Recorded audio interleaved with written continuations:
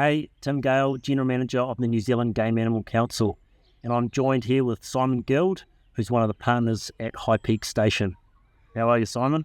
Good, thank you, Tim. Good to have you guys here. Yeah, thank you very much. Hey, so just got a couple of questions for you. Recently, High Peak won the Gordon Stevenson Trophy at the National Balance Farm Environmental Awards, and that was demonstrating exemplary farming, financial, social, and environmental outcomes. So the question I've got is, how does hunting at High Peak contribute to some of the conservation outcomes that you guys have achieved? That's a really good question. So the first point to make is that hunting is a really core part of our business. It's a large amount of the turnover, and it's a key part of our diversification strategy. So we've obviously got the beekeeping, the farming, and the tourism side, of which hunting's the biggest part.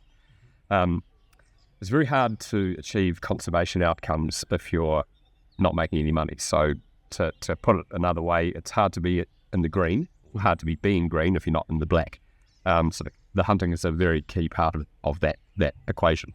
The mechanics of it is interesting. We take a large chunk of the land, the wild country out to the west there, a couple of thousand hectares, and it's probably our lowest production value land.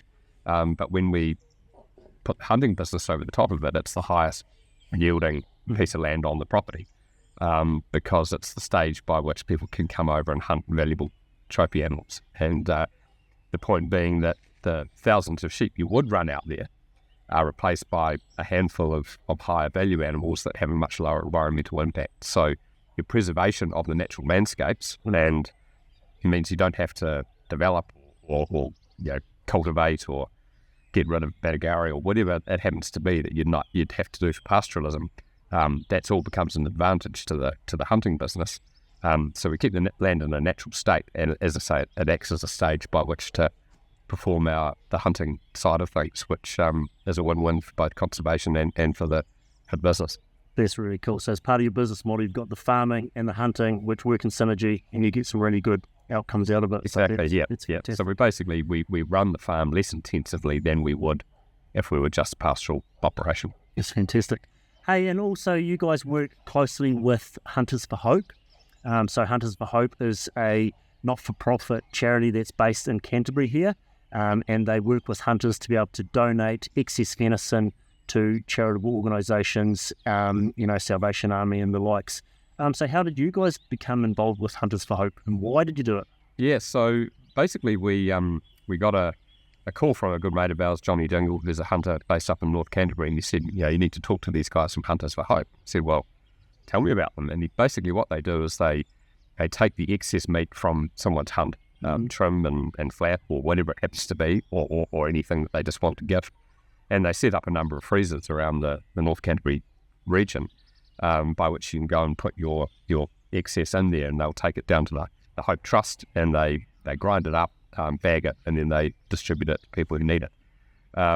So when these guys, when I spoke to Johnny, I said, these guys could they use a bit of extra meat? And he said, yeah, well, absolutely. What do you think you could do? And so I rang Steve at Hunters for Hope and said we could probably add another 3 tons to your take between, say, February and June.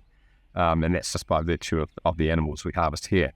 So previously we'd done a bit of work with pet food companies. We obviously put quite a bit through the lodge for the hunters, but you're talking about 3 tons, and that's an awful lot of meat. So being able to basically instruct the guides just to do a little bit of extra work or the work they're already doing, but for a much better cause, has been an easy win. So it's a low cost thing for us. We can donate, let's say about 3 tons of meat a year at, call it $20-25 a kilo of prime protein for people who aren't getting the prime protein they need. So it's a really cool part of it. It covers a number of things from our hunting perspective. First of all, it's great to demonstrate to our clients that the meat's going to a good cause and a good use. Secondly, it's a core part of our social license to do what we do here and within our community and region.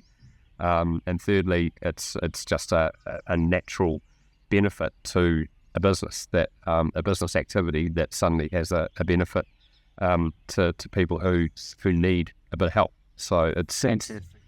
We work alongside a couple of other hunting operations. I know Monarch, Luke Romano's outfit, also works with Hunters for Hope, and I think there's some other guys coming on board. And from what we know, MPI has been extremely supportive of it. And Adam and Steve, the two guys behind it, are absolute dynamos. I mean, they just donate everything. There's no money changes hands. All their time, all their effort, all their expertise is all given, and they've got I think their dads and their friends, they call them Dad's Army. They're all qualified butchers or at least skilled butchers, and it's a huge community effort.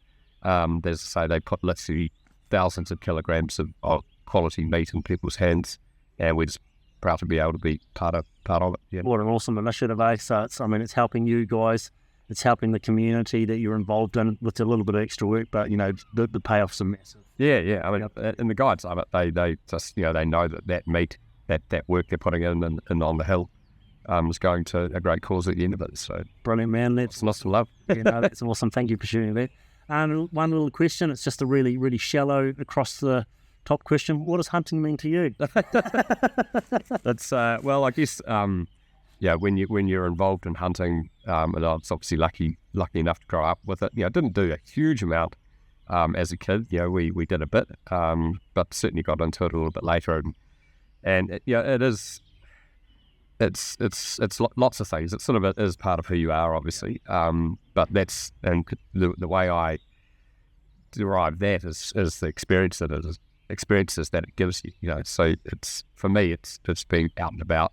It's the landscapes, it's the exercise. Obviously, the hunting part's exciting. Be it you're after a stag with antlers or something for meat.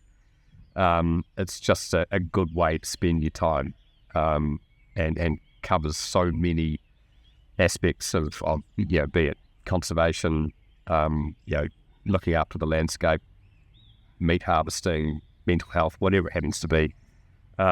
And of course, for me, it's part of my livelihood as well. So, and it's a core part of what makes us able to continue to stay and farm and live on property like this. Farming is not an easy business.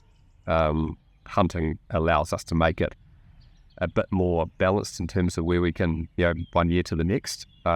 So, in short, it means quite a lot.